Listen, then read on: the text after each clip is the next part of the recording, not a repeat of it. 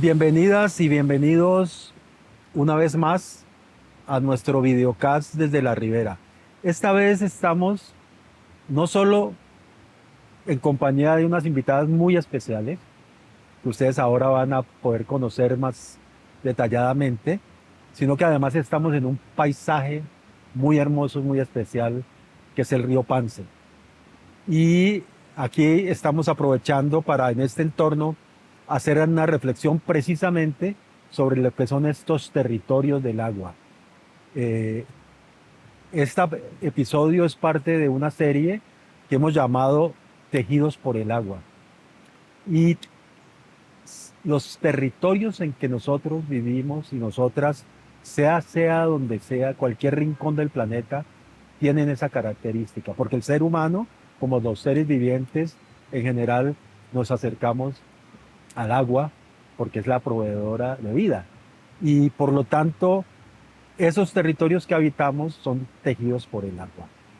Esta vez, en este episodio, vamos a abordar un tema sobre el que hemos venido dando vueltas en el buen sentido de la palabra, es decir, tratando de fundamentar algo que todos nosotros y nosotras y con ustedes hemos venido construyendo en estos últimos años, que es el concepto de territorios bioculturales. Eh, yo quisiera comenzar por decir que ese es un concepto que no es muy viejo.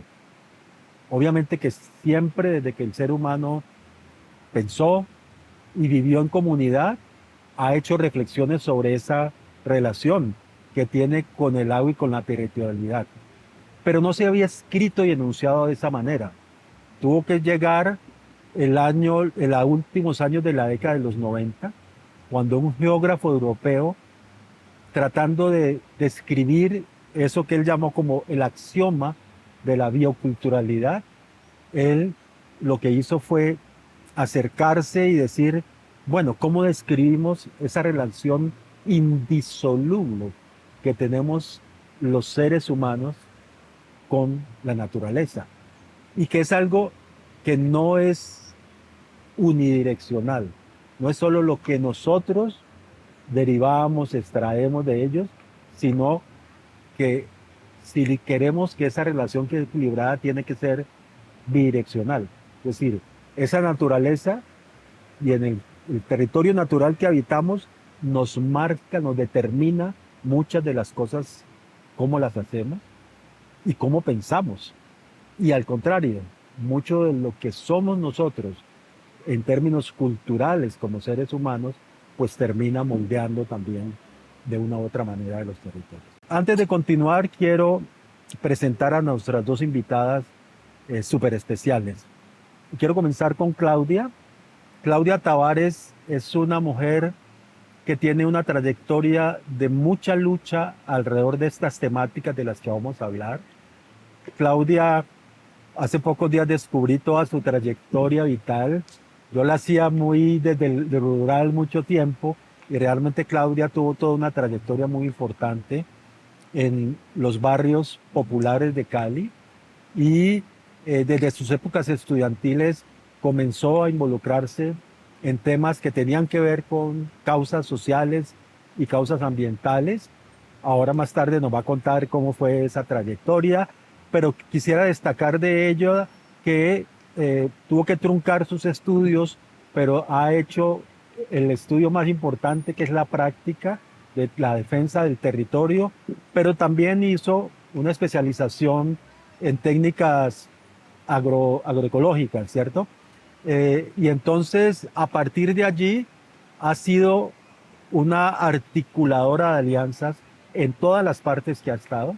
Y entre ella recuerda muy bien su trayectoria en un barrio que fue un barrio muy importante en Cali en términos de esas luchas y esos tejidos comunitarios.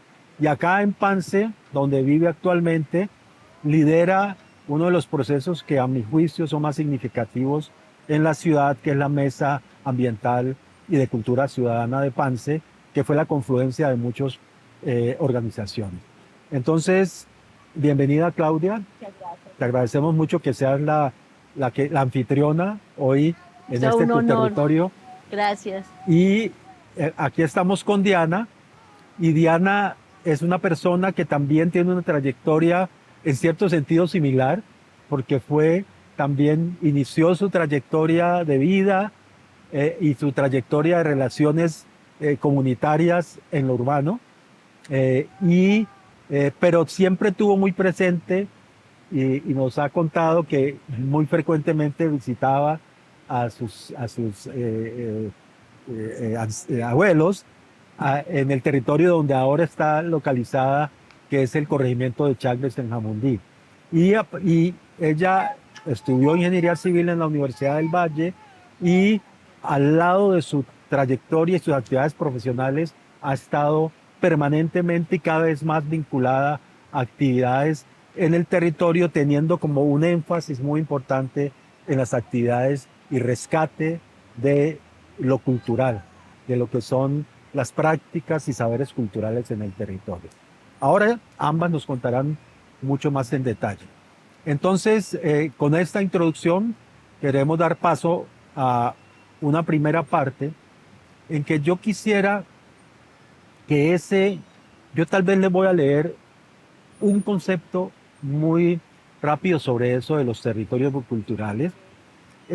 Y entonces sobre esa base, y en este caso, queremos poner acento en el tema de los territorios culturales del agua, ¿no? Como para dar acento a esa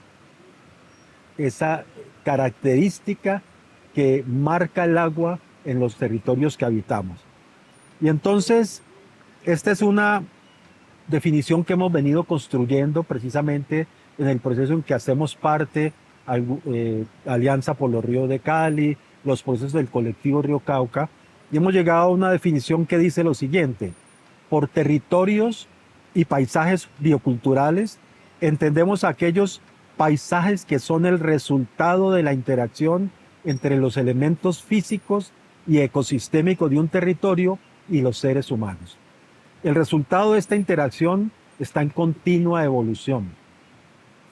Como resultado de la interacción entre los procesos históricos de poblamiento, caracterizados por una gran diversidad cultural y de la inmensa diversidad de los ecosistemas hídricos, podemos identificar un amplio abanico de paisajes culturales o bioculturales, mejor dicho, determinados por el agua, a partir de los cuales es posible identificar y analizar muchos de los rasgos, identitarios de un territorio.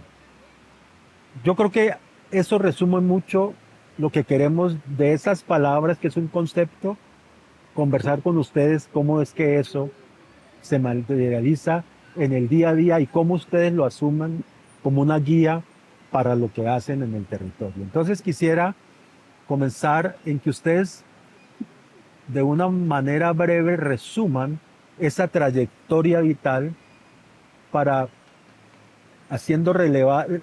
poniendo en relieve aquellos momentos que fueron cambios o giros en su vida precisamente marcados por el cambio de territorio que habitaba. Y cómo allí fue que vivenciaron esa relación, si lo hicieron o si fue medio invisible, con el agua, con los ríos, con la naturaleza. Entonces, quisiera que comenzaras tú, Claudia, contándonos esa trayectoria y resumiendo cómo fue ese tránsito del urbano a lo rural donde estás ahora, y cómo fueron entonces los momentos que tú destacas de esa trayectoria. Pues bueno, Fernando, pues primero que todo, les doy gracias por permitirme estar acá en este programa, compartir con ustedes como parte de esa historia de vida y como también ese trabajo de esta comunidad, digamos, en esa comunión que ha venido desarrollando en esa vivencia con el territorio, como la comunidad ha venido transformándose en una comunidad, en una comunión, con esa comunión con el territorio. Y bueno, yo nací en Sevilla Valle. De Sevilla Valle me fui a vivir a Bogotá y estuve muy chiquita. Y luego ya me vine a vivir a Cali. En Cali estudié en el Colegio INEM de Cali, soy inemita, pues no terminé ahí. terminé la nocturna. Pero del INEN aprendí muchísimas cosas, pues, fui líder, los compañeros así me nombraban siempre para todas las actividades que había que hacer, que los apoyara. Eh, y ahí aprendí un poquito de eso. Siempre mis compañeros me colocaron un apodo, me decían me preocupa, y era porque vivía preocupada de todo. Entonces, pues, digámosle, me preocupa que nos colabore con eso, algo así. Y ahí pues que empecé a entender que de pronto tenía como esa proyección en el liderazgo, de pronto no lo comprendí muy bien. Por situaciones económicas de mi familia, tuve que dejar la universidad porque entré a estudiar administración de empresas y tuve que viajar a Estados Unidos. Ya estando en Estados Unidos nació mi hijo Sebastián. Y estando allá yo dije, no, yo pues quiero mi hijo para yo criarlo, para cuidarlo, para compartir con él. Y quiero que él se crezca y desarrolle en el país que amo y es mi Colombia. Y yo me regreso para Colombia y quiero que esté en Pance porque teníamos nuestra casita en Pance de descanso. Y yo quiero que eso suceda en Pance. Vinimos para Cali y efectivamente organizamos la casa y llegamos aquí en ese proceso. Siempre pues estaba muy conectada con lo que pasara en Pance, de una u otra forma, viviendo en el exterior y estaba viendo cómo podía de pronto ayudar porque veía tantas necesidades y el estar allá me permitió ver como muchas necesidades que habían en el territorio. Se me olvidó decirles que también viví en Floralia, ¿no? Floralia es una historia de vida muy hermosa en este barrio, porque nos ganamos la casita Era del gobierno de Belisario Betancur. Eso era Instituto de Crédito Editorial y era un programa de las casas sin cuota inicial, ¿no? ¿Se De las llamaba? cartas en cuota inicial. Yo me recuerdo que la abuelita nos ponía a rezar, ¿no? Hacíamos el rosario a la Santa Cruz y éramos todos de rodillas rezándole y todos dibujamos la casita que queríamos. Eso fue muy bonito para que, y bueno, salimos beneficiarios allí. Y allí Ve, y hay conocí, que decir que Floralia está muy cerca del río Cali, claro, ¿no? ¿Y qué tanto el río, del río Cauca. el Cali y el Cauca, es el encuentro del Cali y el Cauca, y qué tanto ustedes se relacionaban allí con el río? Nosotros íbamos mucho a lo que hoy es el Jarillón, luego hicieron el Jarillón. Nosotros íbamos de paseo para esos lados. Eh, y muchas familias, por ejemplo, que se hicieron en el Jarillón, eran personas que vivían en Floralia, que se hicieron allá a tomarse esos predios. Nos invitaban, me recuerdo que fuéramos a tomarnos esos predios allá, pero pues nosotros no somos como de hacer ese tipo de cosas, pero mucha gente sí lo hizo. Y cuando las crecientes del río que se nos inundaba Floralia y el agua, me recuerdo, salía por las alcantarillas y nos inundaban las Claro, casas. porque eso era más bajo.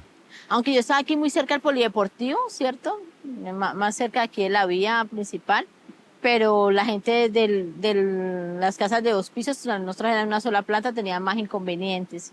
Bueno, pues ahí en Floralia fue muy bonito. Mi papá fue el líder allá de un club que crearon entre los señores, porque las familias todas eran como con los hijos con la misma edad, las familias como de la misma edad. No sé, eso fue como muy especial, esa planificación que hubo de esa forma, y entonces todo lo construíamos en comunidad y compartíamos, era una gran familia. Los fines de semana era hacer la olla de sancocho, compartir el fútbol. Bueno, vivimos cosas muy bonitas en los procesos de liderazgo allá de mi padre, Qué te deportivo. jaló de Panzo? ¿Qué te jaló para decir de estar allá?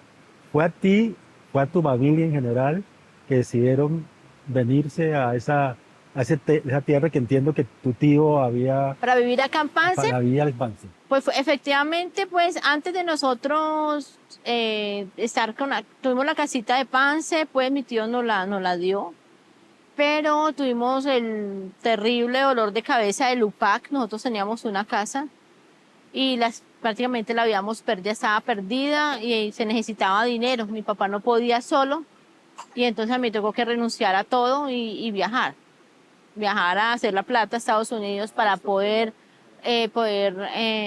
pues pagar las deudas y todo que se tenían. Finalmente pues se pagó todo, vendimos la casa Y ya fue cuando dijimos, pues yo desde que me vine a Estados Unidos venía pensando que yo quería criar a mi hijo en Pance. O sea, eso ya lo tenía proyectado. Pero ¿cuál Y era el imán? ¿Por qué Pance? ¿por ¿Qué es qué? lo Por que la, te... la La naturaleza. Yo naturaleza. amo la naturaleza. Y estando en Pance me di cuenta que la amo mucho más. Yo no sabía qué tanto, porque yo había escogido una carrera más afín con la naturaleza. Yo escogí administración de empresa porque era lo que había, lo que se movía alrededor de mi familia. Eran los negocios y eso fue mi carrera. Pero tenía un imán ahí y era ese contacto con la naturaleza y quería que mi hijo se criara. Viviendo en Estados Unidos, pues también me di cuenta, valoré mucho más ese espacio y yo dije, no, yo quiero criar a mi hijo en Pance. Ya me vine para Pance y bueno, ahí desde que llegué no había guardería, Fernando. Ya no había una guardería en esa época, estamos hablando del 2004. Y entonces yo necesitaba trabajar. Y con Sebastián pequeñito, ¿cómo iba a ser? Pues vine con mi papá y mi mamá también, pero pues siempre me ha gustado yo estar al frente de mí. Entonces dije, no, aquí hay que hacer una guardería. Y entonces vi muchas mujeres pasando la misma necesidad y ese fue mi primer proyecto comunitario, hacer una guardería. Fue la mejor guardería, teníamos psicólogos, iban los médicos, los niños estrenaban ropa y se hizo con el trabajo con la comunidad. Fue muy lindo porque hicimos una kermés, el uno pintaba, el otro llevaba los platicos, el otro llevaba las sillas. Cuando ya Bienestar Familiar también nos apoyó y bueno, tuvimos la guardería y allí pues alguien, un joven de allá de la comunidad que venía haciendo una carrera política, muy jovencito, Alonso Guacheta, pues me vio y me invitó, me dijo, Claudia, yo te he visto con lo de la guardería y te invito a que creemos una junta de acción comunal, nos lancemos a la junta de acción comunal. Y ahí fue donde me metí en ese tema de la junta de acción comunal.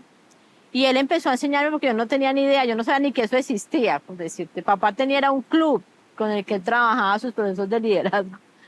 Y entonces ya en la Junta de Acción Comunal, él empezó a mostrarnos que lo valioso que teníamos nosotros en nuestro territorio de Pance, toda la riqueza que había allí, y nos mostraba cómo en otras partes de Colombia y del mundo, los lugares con tanta riqueza natural, pues tenían muchas amenazas por temas de extractivismo, etcétera. Y allí fue cuando entonces dijimos, bueno, vamos a hacer una escuela y empezamos a citar a la comunidad, a mostrarle videos, a hablar de esto.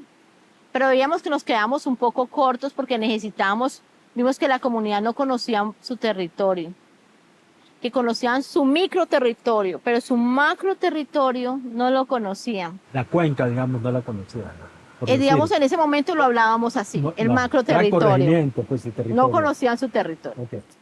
Y entonces dijimos, bueno, si nosotros lo que queremos es preparar a la comunidad para poder proteger lo que tienen, pues lo primero que tienen que amarlo. Y digamos que amando su microterritorio se quedan cortos porque no ven más allá. Cuando eso ni siquiera la comunidad, muchos no conocían una sala de cine, no teníamos televisión, ¿no? Allá la señal de la antena. ¿Estás hablando más o menos qué año? 2004. 2004, fíjate que no es hace mucho.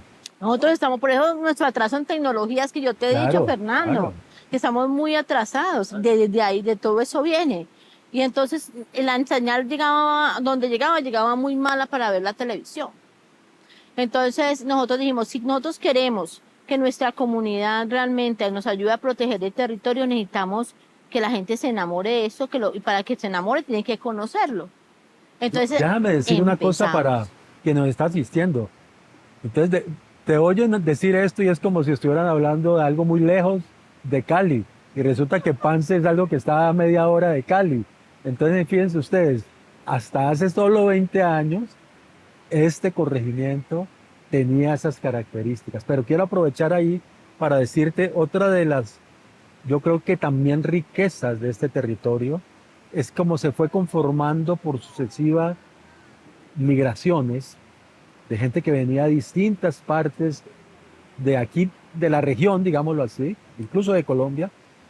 Eso también ustedes en algún momento, a ti y a los compañeros con que trabajabas, te llamó la atención y vieron también en ello algo que tenía que ser fortalecido, rescatado.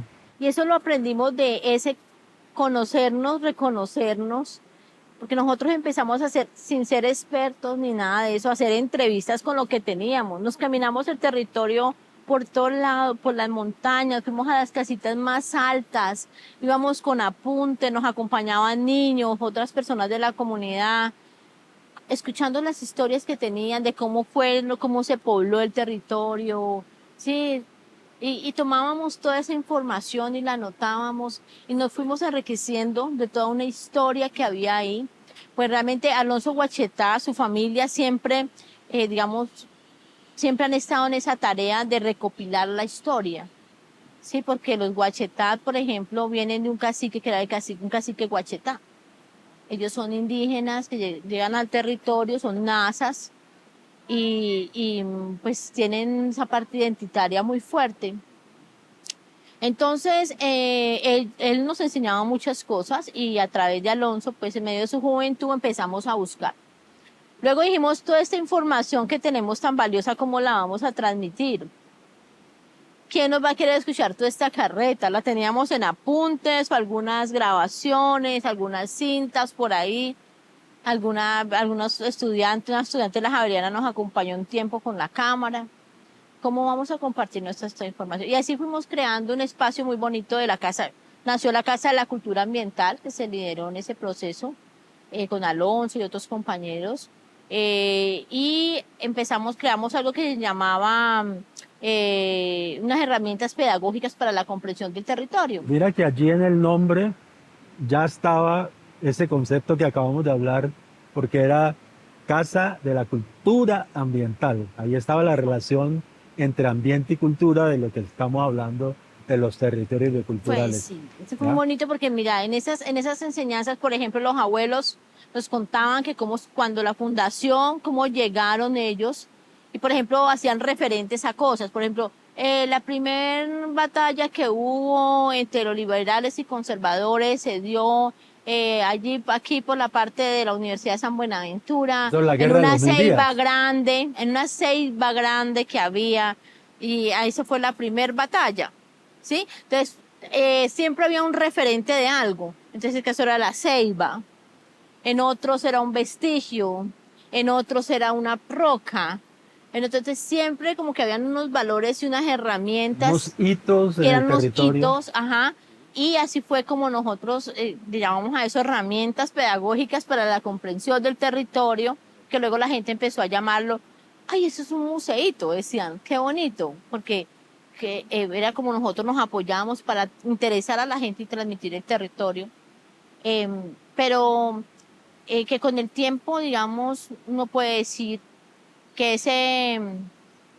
esa parte biocultural que nosotros tenemos como territorio biocultural está enmarcada en esos saberes que tienen esas comunidades, pero que sería ideal que eso se pudiera comunicar, Fernando. Por eso a mí me parece tan bonito el proyecto que se está desarrollando en ese sentido, porque se queda como en los saberes que tienen sus comunidades y en territorios donde llega mucha gente.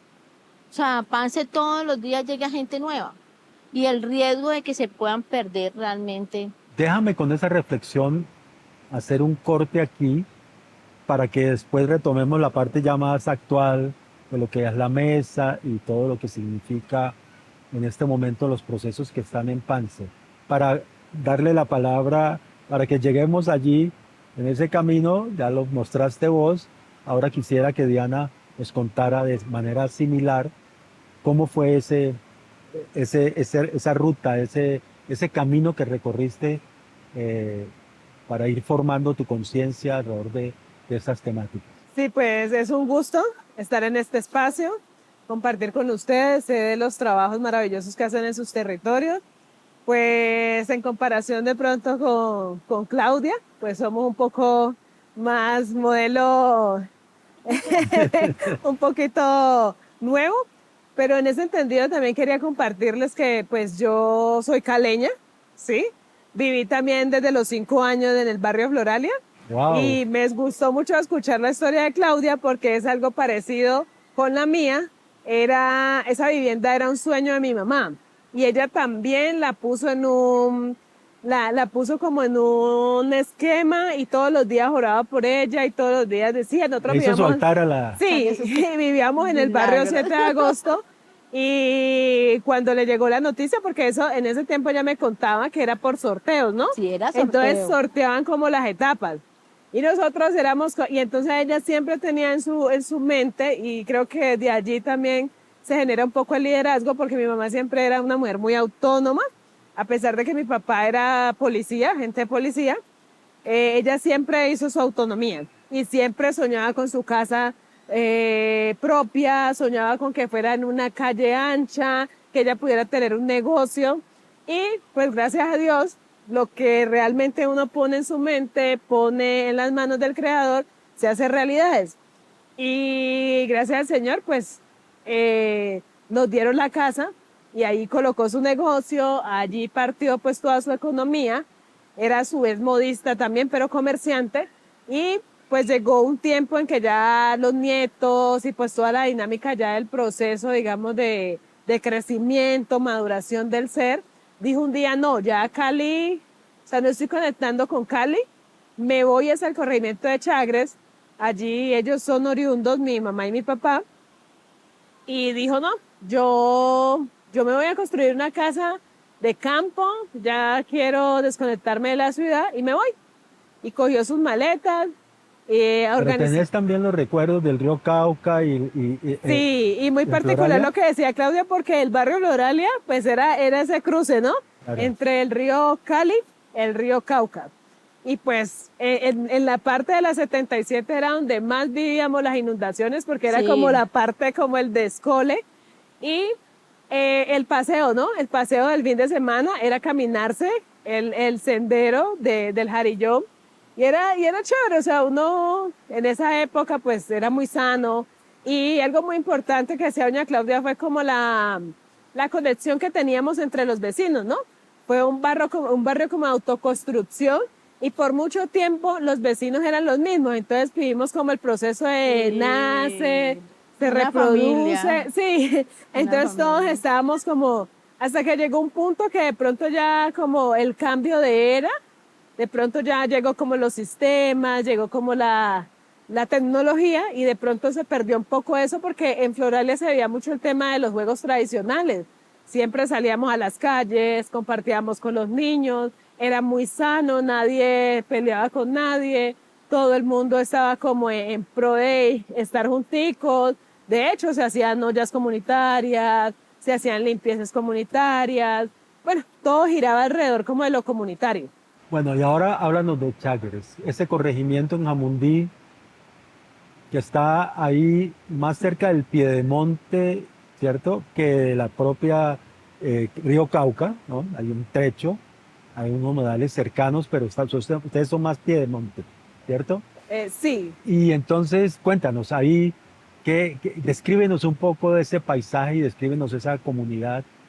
bueno, nosotros aproximadamente hace 12 años nos fuimos con mi esposo y mi hija al corregimiento de Chagres. Sentimos también de que ya pues la ciudad estaba como, ya no nos sentíamos en buena vibración y pues nos trasladamos al corregimiento. Allí pues mi hija terminó los estudios de primaria, bachillerato y nosotros decidimos como tener una vida tranquila, ¿no? Porque la pregunta que siempre nos hacíamos era como, ¿por qué llegamos a Chagres? Y algo parecido a lo de Claudia, que uno llega a un territorio ajeno y pues se dedica como a explorar, se dedica a buscar nuevas cosas, a buscar de pronto que lo apasione a uno y en esa búsqueda pues empezamos a como a conectar con las raíces, porque mis abuelos maternos y paternos son de allá. Entonces yo decía, pero yo que una citadina, ¿qué hago en este espacio? O sea, realmente decía, Señor, o sea, guíame, o sea, ¿qué ha venido a hacer aquí?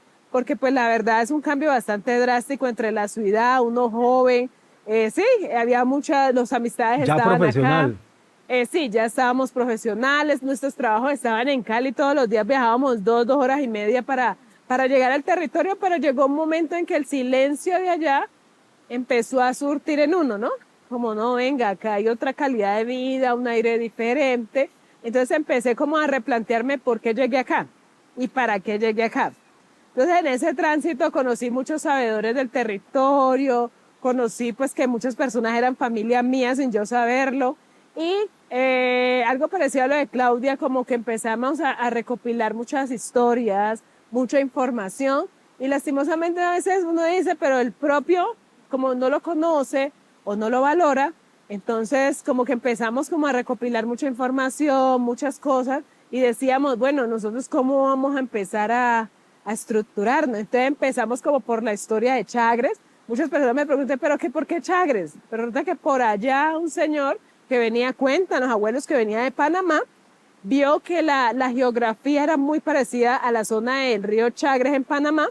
Entonces, por eso dicen que él, al ver, hizo como una comparación de paisajes y dijo, wow, pero es que... Que es un río muy importante en Panamá. Exactamente, entonces vio el río Cauca y dijo, no, wow, esta zona o sea, se parece a la zona del río Chagres en Panamá.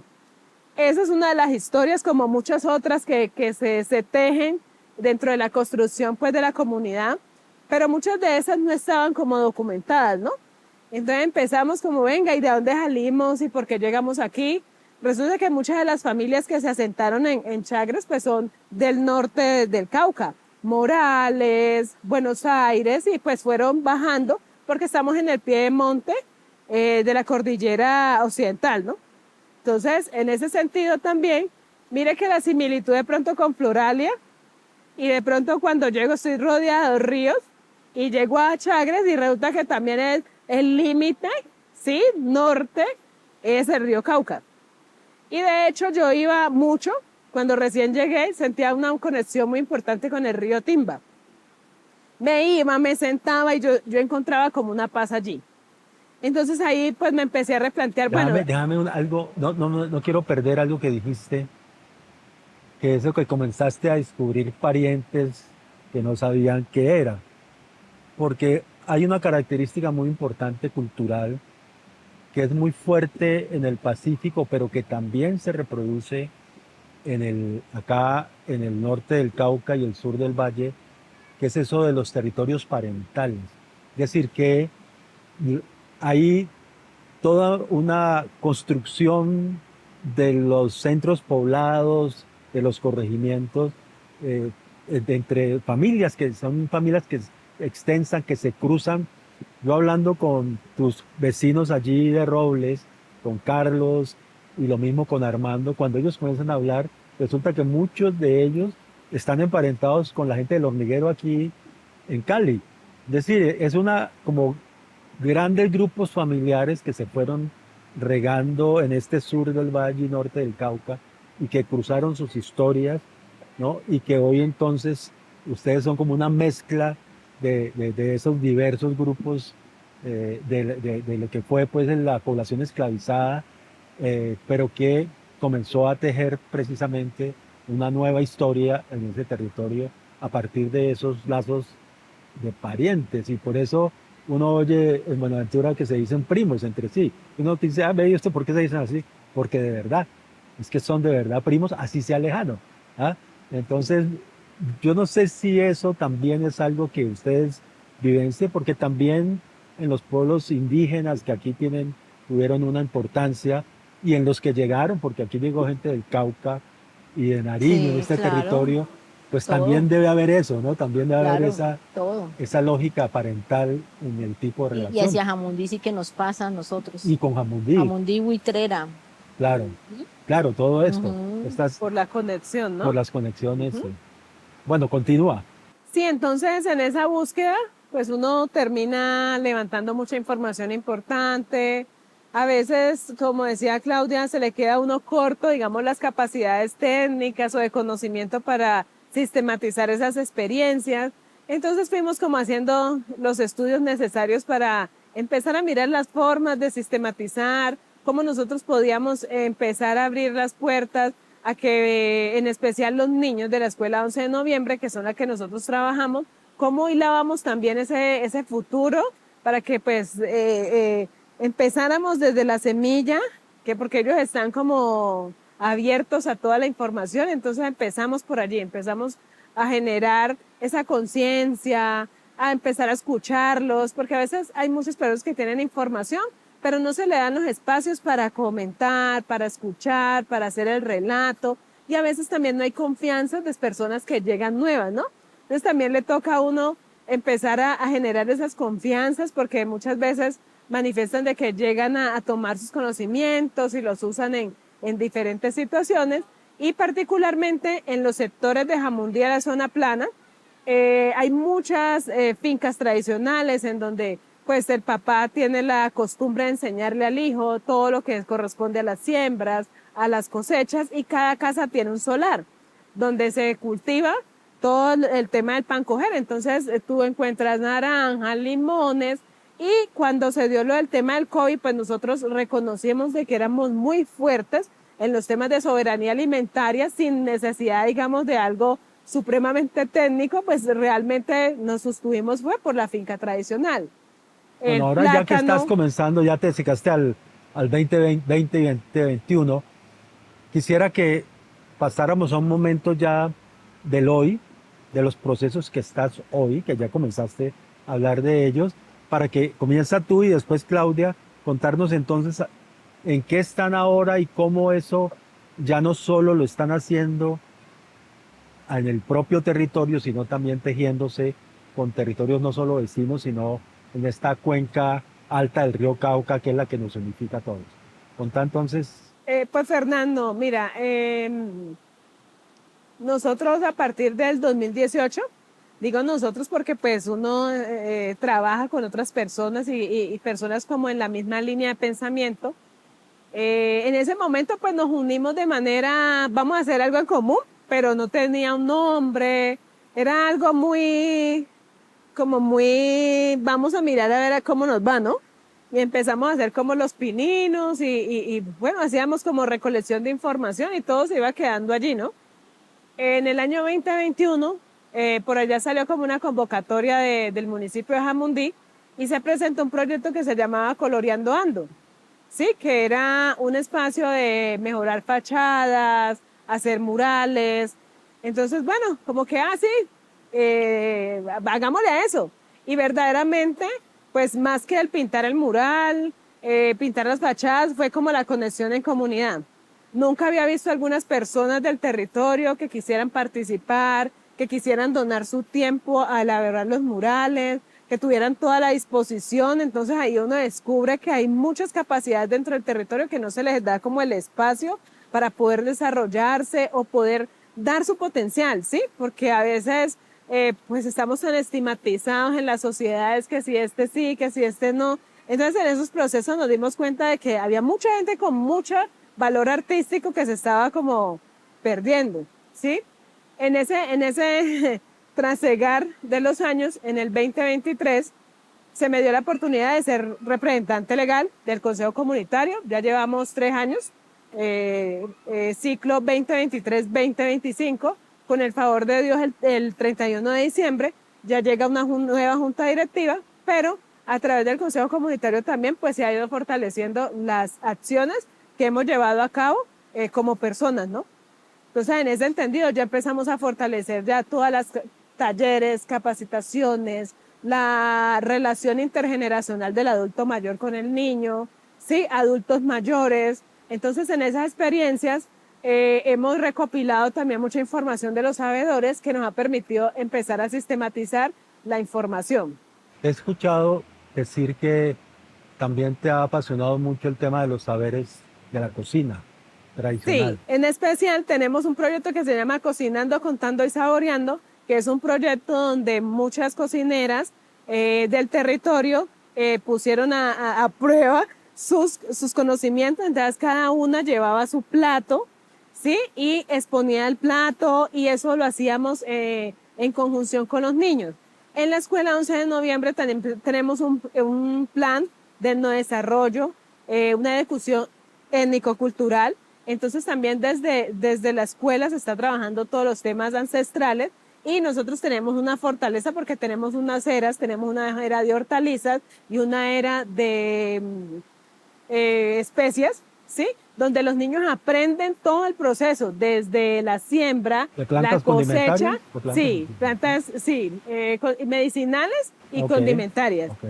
En ese entendido, la profesora también trae a colación todo el tema de la cocina tradicional. Entonces, teniendo esa fortaleza en la institución educativa, lo que hicimos fue, como venga, entonces, sí, sembramos, cosechamos, pero que venga toda esa parte de sabiduría para que nos muestre también cómo se transforma el producto que estamos sembrando.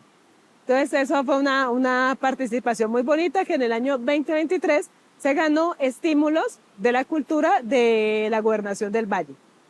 Y así hemos ido, como mirando, haciendo la lectura del territorio, porque a veces uno quisiera hacer muchas cosas, pero el territorio también nos demanda otras situaciones. Entonces, y ahí se conjuga ciertas cosas que a veces uno como líder puede perder como el horizonte, ¿no? Hay que tener claro uno hacia dónde va, porque uno puede hacer muchísimas cosas, pero pues a su vez no conseguir como unos objetivos claros. Y para eso también nos replanteamos el estar, sí, en el espacio consejo comunitario, pero a su vez, entonces hacer, sí, conexiones con otras personas que estaban haciendo lo mismo que nosotros. Y en el año 2023 se da la posibilidad de hacer el diplomado con la Universidad del Valle de Bioculturalidad y Patrimonio, y pues fundamental porque eso abrió un poco más el espectro ya de como el concepto de cómo se vincula, sí, el patrimonio, pero esa cultura que nosotros teníamos. De pronto nosotros no estamos trabajando mucho alrededor del agua como tal, pero sí de esas costumbres y saberes que al final pues también significan la protección cultural del supuesto. conocimiento. Además quiero contarles que Chagres tiene una riqueza acuífera impresionante, ¿sí? Y para nosotros en el 2022 que se fue el agua por un daño, prácticamente 4 meses vivimos nosotros decimos los chorros, que son vertientes de la montaña, y Claro. el agua es Los 100%, 100% Qué calidad. privilegio, qué privilegio. Entonces, en ese entendido, para cerrar, ha sido un paso a paso, un aprenda, desaprenda. En el camino, pues hemos encontrado amigos como la Fundación Ríos y Ciudades, Claudia también, que hace parte de ese colectivo, y también muy contentos porque en ese conocimiento, esa apertura también mental y apertura a poder hacer relacionamiento, pues ahora tenemos un proyecto en común de CoCrea, que es el Geoportal. Ay, sí. Entonces es un sueño porque la verdad estábamos trabajando, o sea, siempre nuestra visión es a sistematizar el conocimiento, porque pues uno entiende que nace, crece, se reproduce y muere, y el conocimiento se va perdiendo, la verdad se pierde de generación en generación, y nosotros no queremos que eso se pierda. Entonces, la importancia también a veces de uno darse la oportunidad de escuchar, de poder estar en espacios donde otros están haciendo lo mismo de uno para aprender. Mire la señora Claudia con todo ese conocimiento. Y pues todos los proyectos y la información que alrededor del agua y de los territorios se está tejiendo ahorita, ¿no? Con las nuevas dinámicas. Entonces, hay un panorama muy importante que como líderes y como colectivos de las comunidades debemos aprovechar y fortalecer. Yo creo que estos espacios también, don Fernando, son muy importantes porque nos ayudan a visibilizar lo que hacemos, cómo lo hacemos, y también quizás conseguir otros que nos apalanquen y nos puedan ayudar a esa construcción. Muy bien, entonces ahora, Excelente. Claudia, hacer esa última etapa del- de lo que fue la Casa de la Cultura Ambiental a lo que es la mesa hoy en día. Cuéntalo de manera breve, y entonces ahora cuáles son precisamente esos distintos aspectos que están trabajando para ir recuperando las múltiples facetas que tiene una comunidad tan rica en biodiversidad y en cultura como Pance. Fernando, ese espacio maravilloso de la Casa de la Cultura Ambiental que me llega una emoción cada que puedo hablar de él, pues nos permitió a nosotros llegar a muchísima gente. Nosotros, después de unos deslizamientos que tuvimos en el 2009 en la vereda San Francisco, que perdió la vida una mamá y una bebé, enseguida en mi casa la convertimos en la Casa de la Cultura Ambiental, ¿cierto? Entonces ya no había los espacios que tiene normalmente una casa, sino que eran destinados a salas para hacer educación ambiental. Y el primero y el segundo piso. Con el deslizamiento nosotros tuvimos que irnos a buscar otro lugar donde estar porque no podíamos estar allí. Y con muchos esfuerzos logramos un espacio aquí en la portería 3 del Ecoparque y ahí creció la Casa de la Cultura Ambiental. Ya no era vista como el museito, sino que hay un museo. Teníamos unos espacios fuertes para hacer educación ambiental y para también compartir conocimiento y fue muy bonito porque aprendimos también de muchas comunidades. Nosotros tuvimos acá, por ejemplo, el resguardo de Belalcázar. Nosotros investigábamos, seguíamos investigando la historia nuestra, por ejemplo, aprendimos mucho del cacique Petecuy, logramos tener alguna cercanía, de repente queríamos hacer con un enlace que teníamos para conocer sobre la familia Pete, que todavía existía en ese entonces.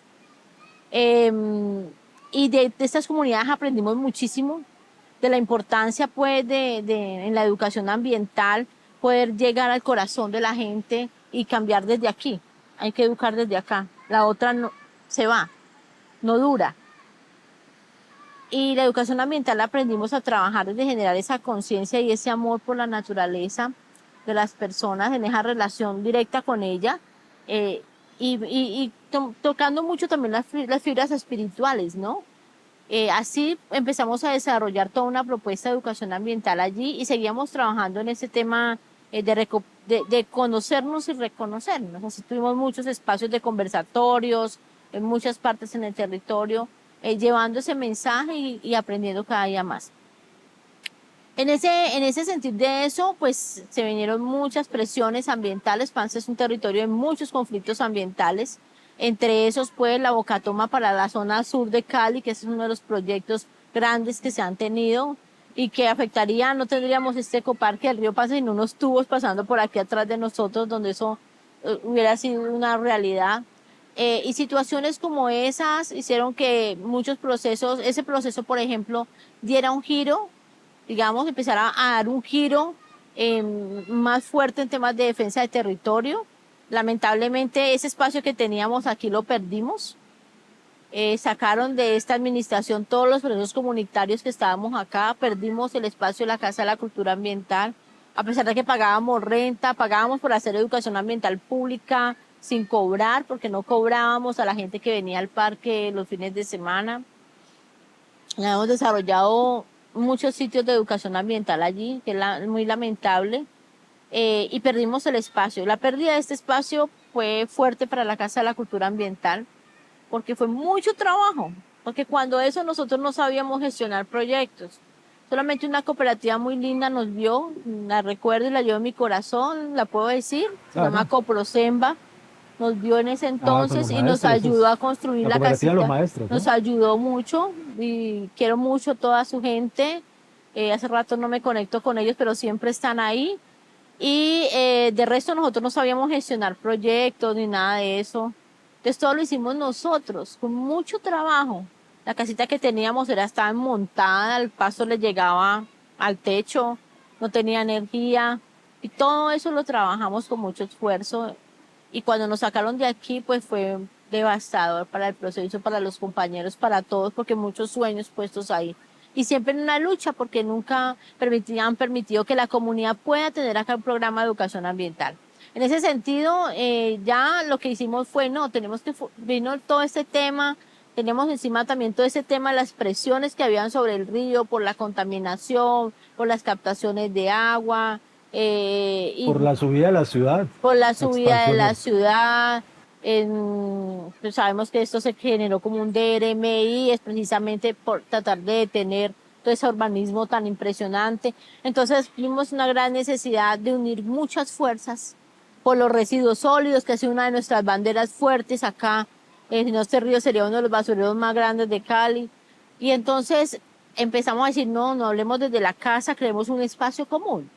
Que no solamente sea una organización, sino que seamos una fuerza de todo un territorio y empezamos entonces a hacer articulaciones. En el 2010 se crea la Mesa Ambiental y de Cultura Ciudadana, que 15 años fue nutriéndose con muchos actores. Digamos 2018 llegamos a estar en 25 organizaciones y se fueron también creciendo, haciendo nuevas organizaciones ya con enfoque ambiental en el territorio.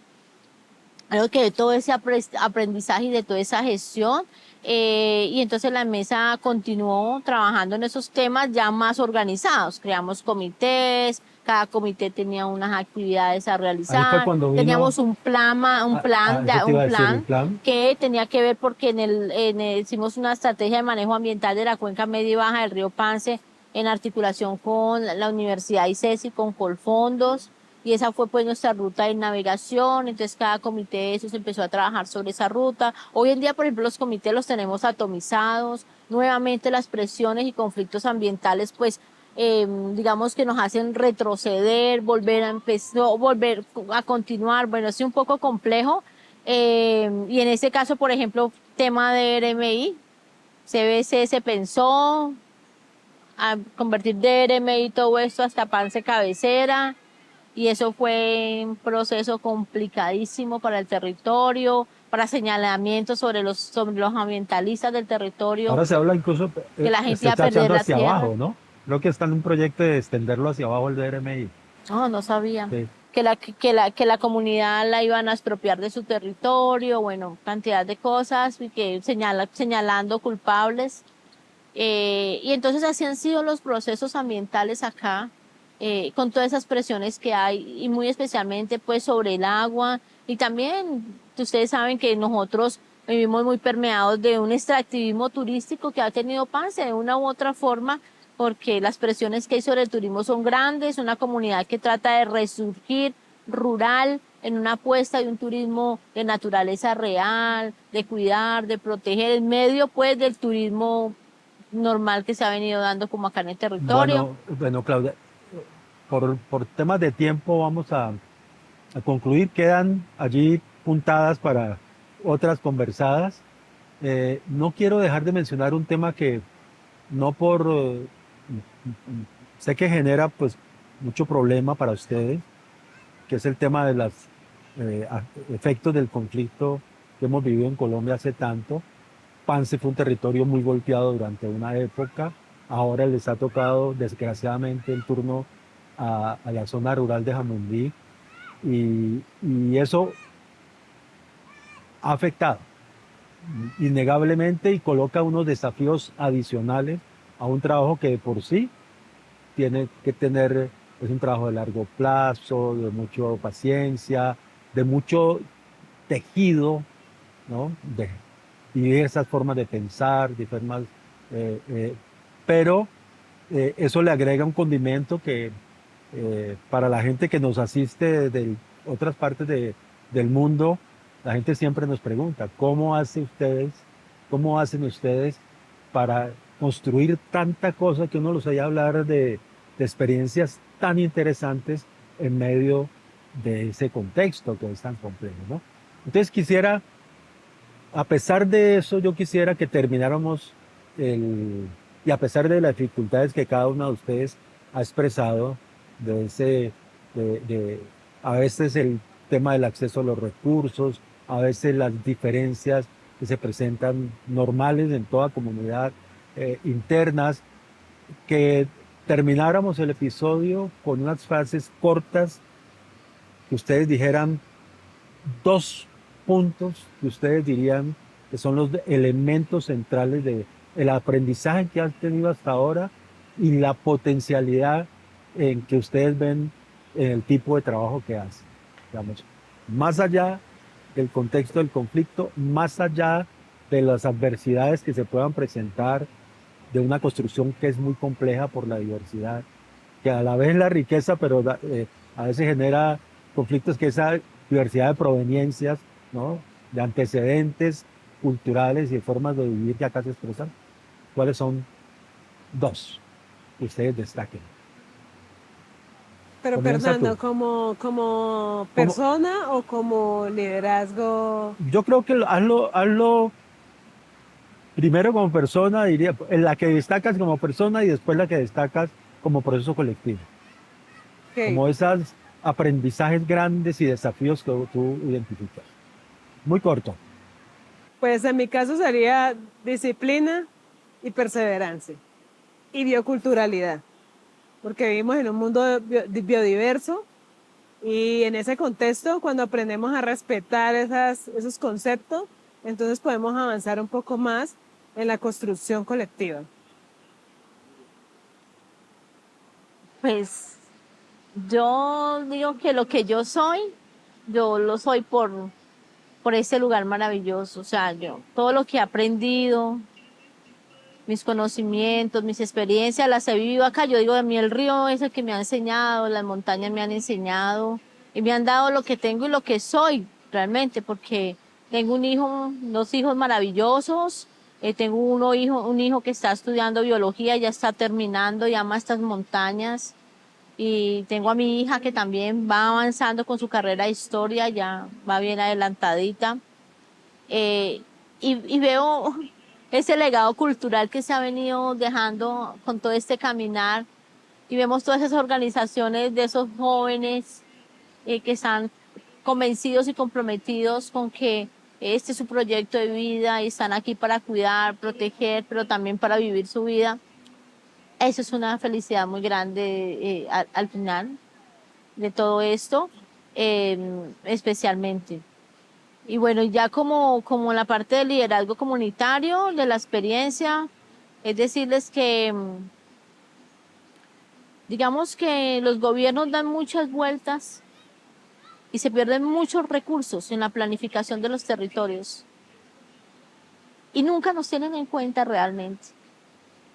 Sí, pueda que vengan y hagan sus ejercicios metodológicos, pero nunca recogen realmente lo que le brindamos las comunidades. Y siempre por donde la comunidad le ha dicho, por ahí se dan cuenta con el tiempo que era por ahí. O que no lo hicieron y tuvieron estos y estos inconvenientes por no haber atendido las experiencias de las comunidades.